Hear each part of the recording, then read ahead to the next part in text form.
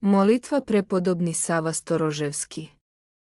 O prečudna i sveštena glavo, nebeskoga Jerusalima građanine, presvete trojice obitalište, prepodobni oče Savo.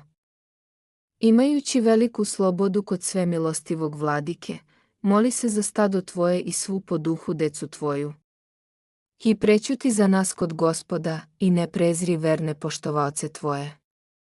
Izmoli zastupništvom tvojim od cara careva mir crkvi, koja se bori pod znakom krsta, episkopima i sveštenstvu blagolepije, monasima dobro tečenje u podvizima, svetoj obitelji ovoj, gradu ovome i svakom gradu i kraju spasenje, mir svetu, od grada i propasti izbavljenje, starim i nemoćnim ukrepljenje, mladima i deci dobro u veri vaspitanje, u evanđelskom učenju jako obučenje i u čistoti i celomudriju življenje, udovicama i sirotama milost i zaštitu, zarobljenima oslobođenje, bolesnima isceljenje, malodušnima uspokojenje, zabludelima ispravljanje, grešnima duh skrušen, bednima brzu pomoć.